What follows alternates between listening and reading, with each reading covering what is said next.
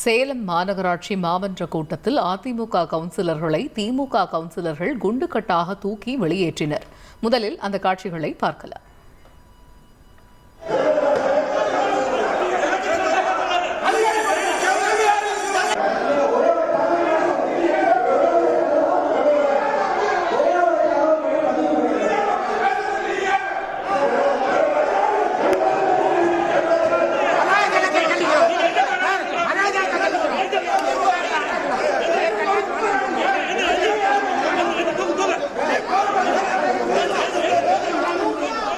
இது பற்றிய விவரங்களை செய்தியாளர் தமிழ்ச்செல்வனிடம் கேட்போம். தமிழ்ச்செல்வன், வணக்கம். மாமன்ற கூட்டத்தில் திமுக அதிமுக கவுன்சிலர்களிடையே வாக்குவாதம் ஏற்பட்டதற்கான காரணம் என்ன?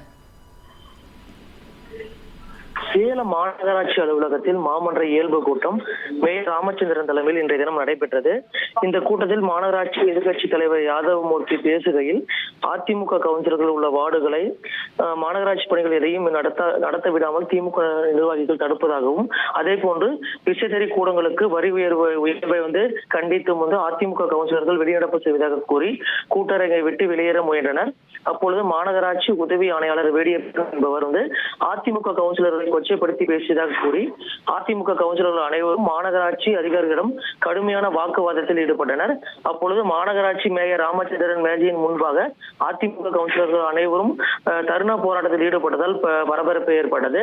பின்னர் அங்கிருந்த மற்ற திமுக கவுன்சிலர்கள் அவர்களை வெளியேறுமாறு வற்புறுத்தினர். அப்பொழுது மாநகராட்சி மேயர் இருக்கையின் முன்பாகவே படுத்து உருண்டு போராட்டத்தில் ஈடுபட்டதால் சிறிது நேரம் பரபரப்பு ஏற்பட்டது.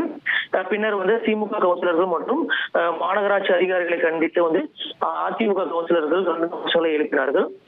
அப்பொழுது அதிமுக கவுன்சிலர்கள் தர்ணா போராட்டத்தில் ஈடுபட்டு வந்த நிலையில் திமுக கவுன்சிலர்கள் அவர்களை குண்டுகட்டாக தூக்கி சென்று கூட்டரங்கை விட்டு வெளியேற்றினர். இதனால் சேலம் மாநகராட்சி மாமன்ற இயல்பு கூட்டமானது ஒரு பெரும் பரபரப்பு நிலவியது. குறிப்பாக அதிமுக கவுன்சிலர்கள் வெளிநடப்பு செய்வதற்கு முன்பாக தங்கள் தரப்பு விளக்கத்தை கேட்டுவிட்டு செல்லுமாறு கூறியதாக உதவி ஆணையாளர் வேடியப்பன் அவர் தரப்பில் விளக்கம் அளித்துள்ளார். தகவல்களுக்கு நன்றி தமிழ்ச்செல்வன். செய்திகளை உடனுக்குடன் தெரிந்து கொள்ள உடனே சப்ஸ்கிரைப் பண்ணுங்க.